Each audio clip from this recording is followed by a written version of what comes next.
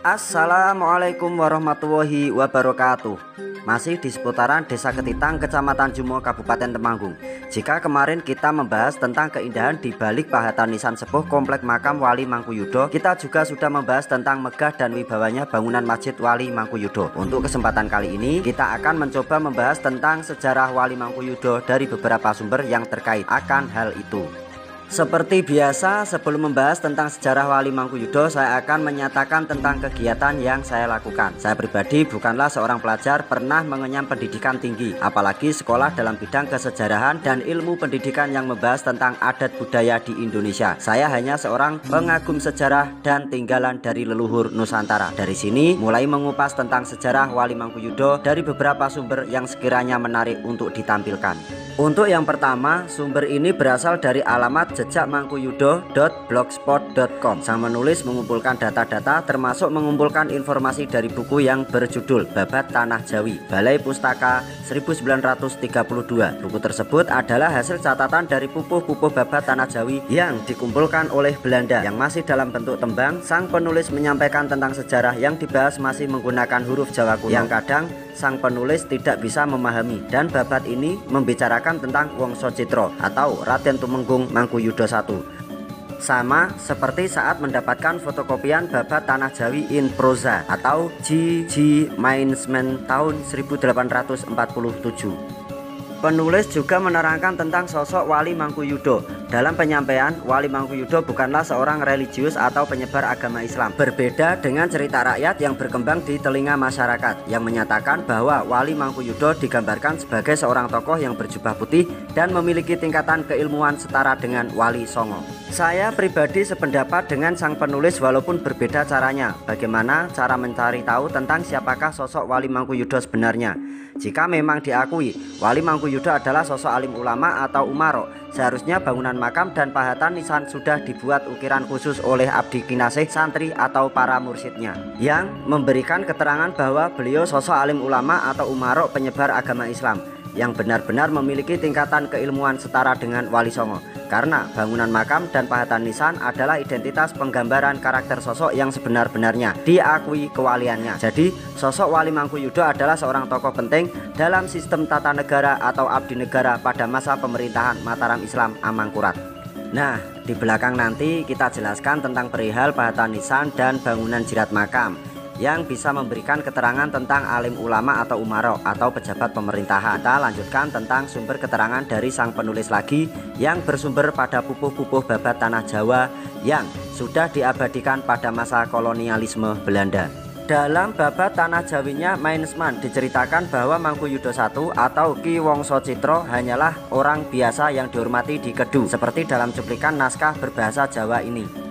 Kala semanten ing Kedu tasih sanget resah, kathah tiyang begal, kecu, maling. Sakdatengipun Raden Nerangkusuma, tiyang ting mriku kathah kang sami telu. Nunten wonten tiyang Kedu setunggal anama Wongso Citro. Sowan sumeja suwita ing Raden Nerangkusuma serta anakipun kekalih anama Ki Lembu kaliyan Ki Buang. Balanipun kathah pengabdianipun nggih sampun katampen. Ki Wongso Citro kedawahan anguyuni tiyang ing Kedu sedaya. Inggih sami sampun suyud dateng Ki Wongso Citro. Raden Nerangkusuma nunten utusan ngaturi uninga ing Sang Prabu serta sampun kaparingan wangsulan mawi piagem. Keparingaken dateng Ki Wongso Citro kaangkat asma Tumenggung Mangkuyudo. Angerahaken tiyang Kedu sedaya. Ki Lembu kaliyan Ki Buang kapundhut ing Sang Prabu kaabdekaken. Raden Nerangkusuma sampun angsal pawartos bab nagari Martawis, lajeng bidal wangsul dhateng Tegal. Ki Tumenggung Mangkuyudo sakbalanipun serta anak kekalihipun inggih sami nderekaken. Kurang lebih dalam babat Tanah Jawi Balai Pustaka yang berbentuk tembang dandang gulo diceritakan bagaimana Ki Wangsa Citra atau Wongso Citro bisa mendapatkan kepangkatan atau gelar Raden Tumenggung dan mendapatkan sebutan Mangkuyudo atau Mangkuyuda.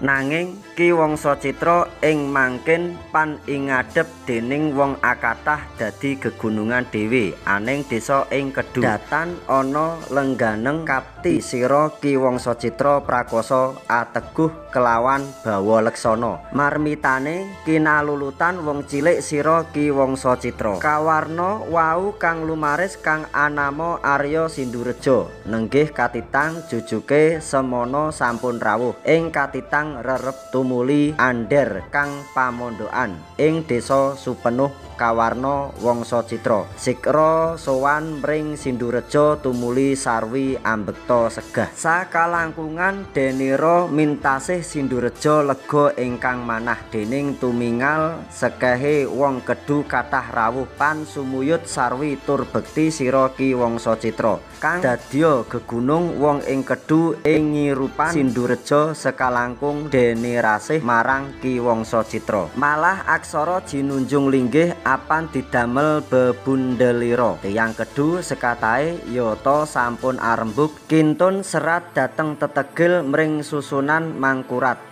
Tan kawarneng enu apan sampun ingidenan ing susunan pinaringan lorodan nyamping sira Ki Wangsa Citra. Tan kawarna wis jinunjung linggih ingkang anama Ki Wangsa Citra sampun alelinggih lante anama Ki Tumenggung Mangkuyudha dadya tetindih tiyang Kedhu sedaya pan sampun sumuyut ing Tumenggung Mangkuyudha. Sindureja kalangkung lega ing galih ing Kedhu wis atata.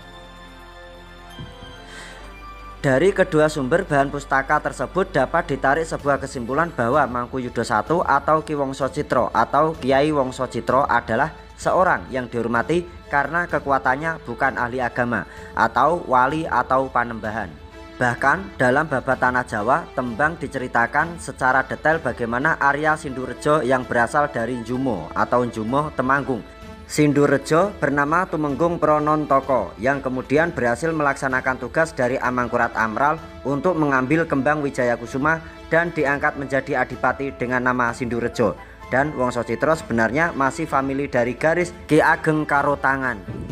Ki Ageng Karotangan memiliki dua orang putra yang bernama Ki Ageng Manganeng dan Kyai Sutomarto. Bila Mangkuyudha dari garis Ki Ageng Manganeng Muneng Candirata Temanggung, maka Sindureja dari garis keturunan Kyai Sutomarto Pager Gunung Bulu Temanggung. Untuk sumber yang kedua, saya mengutip dari alamat mangkuyudha.wordpress.com.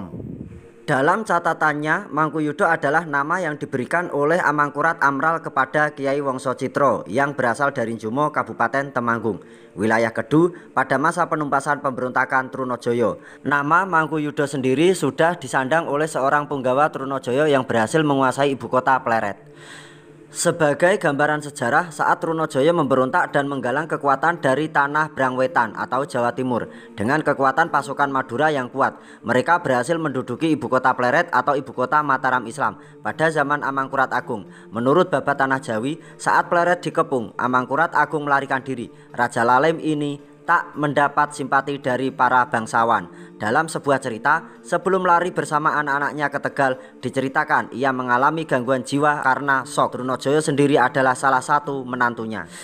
Sepeninggal Amangkurat Agung, anak-anaknya berusaha merebut kembali ibu kota yang telah dikuasai prajurit Trunajaya. Pangeran Puger dengan menggalang kekuatan dari para bangsawan yang masih setia kepada kerajaan berhasil menguasainya. Kemudian mengangkat diri menjadi raja. Sementara kakaknya, Pangeran Adipati Anom yang merupakan putra mahkota dengan bantuan Bupati Tegal dan VOC mencoba mengambil kembali tahtanya. Wangsa Citra anak Ki Ageng Muneng yang seorang pemuka desa di wilayah Kedhu sekarang masuk dalam wilayah Kecamatan Candiroto Kabupaten Temanggung yang tinggal di Jumo, dihubungi anaknya dari keturunan Ki Ageng Karotangan dari Pager Gunung, kemudian bersedia bergabung dengan armada Amangkurat Amral untuk menghancurkan bala tentara Trunajaya. Dalam buku Babat Tanah Jawi diceritakan bagaimana sepak terjang Ki Wangsa Citra yang telah diangkat menjadi Tumenggung Mangkuyudha walaupun ia terbunuh di saat penyerangan ke Benteng Kediri. Namun jasanya membuat Amangkurat Amral mengangkat kedua anaknya menjadi bupati atau wedana di Kedhu, menggantikan klan Karotangan yang selama ini duduk di pucuk pimpinan wilayah Kedhu. Anak pertama Lembu diangkat menjadi Tumenggung Mangkuyudha II menggantikan ayahnya, sekaligus dinikahkan dengan salah satu adik Amangkurat Amral. Sementara adiknya selanjutnya Buang diangkat menjadi Tumenggung Notoyudo, menjadi Wedana Jaksa yang mengepalai di seluruh wilayah Kedu. Kemungkinan istilah bumi dan bumija untuk menyebut wilayah Kedu Timur dan Barat muncul pada masa ini.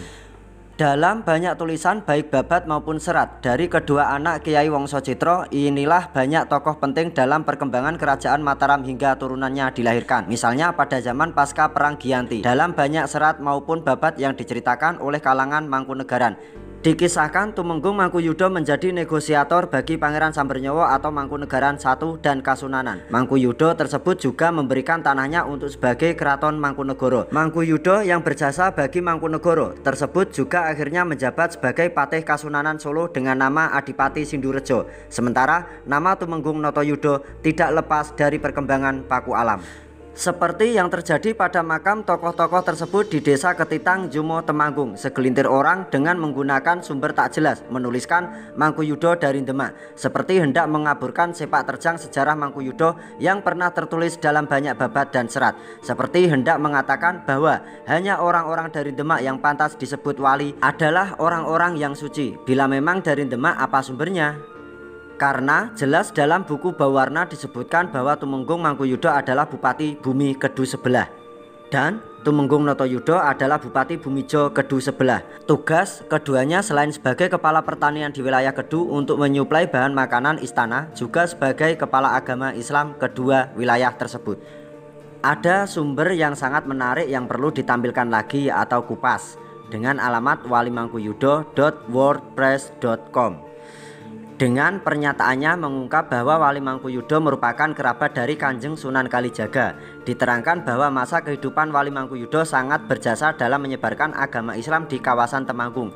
Kabar tersebut dikemas dalam bentuk tulisan yang mendasari sumber dari salah seorang tokoh masyarakat desa Ketitang.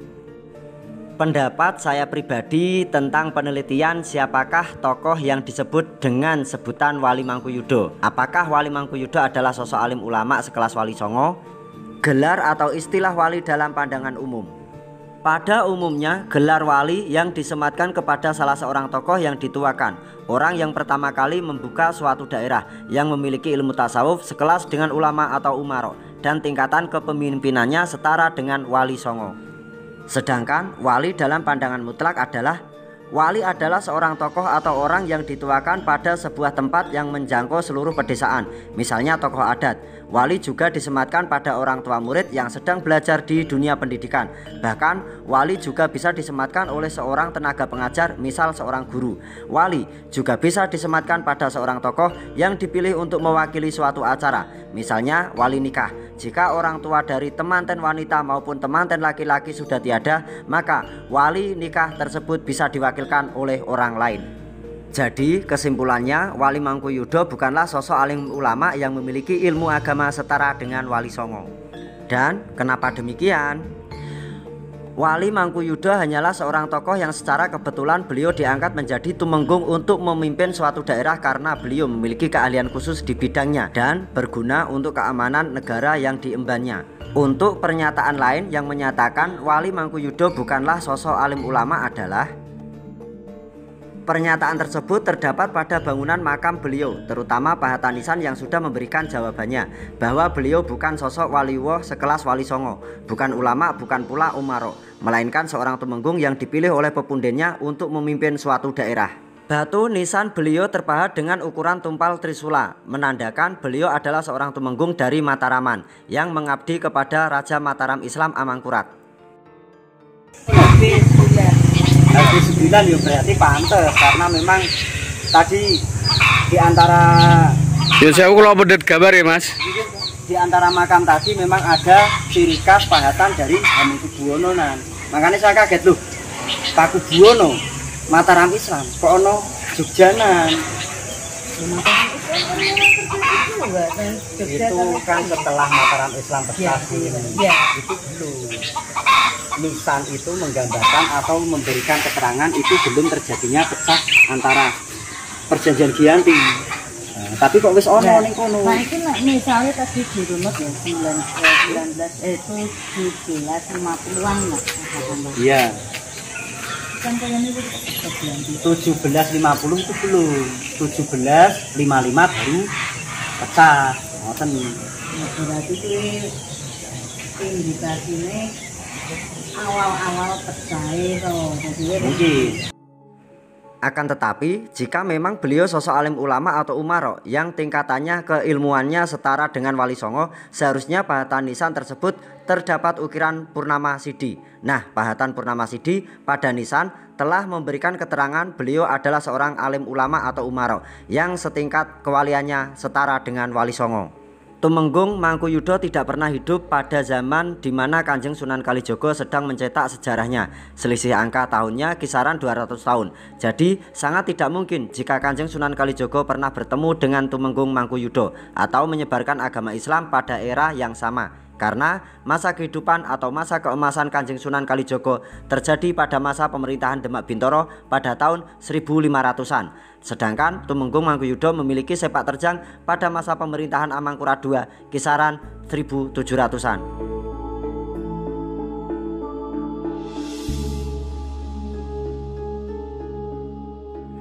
Batu nisan dibuat atau dibahat sesuai dengan identitas tokoh yang dimakamkan. Jika memang beliau berasal dari Demak, seharusnya pahatan nisan tersebut memiliki langgam dari tempat berasalnya, yaitu Demak.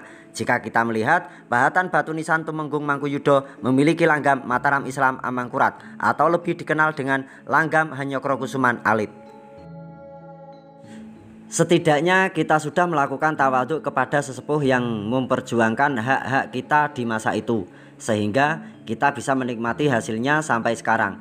Tawaduk kita kepada beliau para pendahulu cukup mendoakan dan melestarikan makamnya. Mengenal kearifan lokal, memperkenalkan sehingga menjadi sari dan syukur-syukur ramai para pengunjung untuk berziarah dan mendoakannya.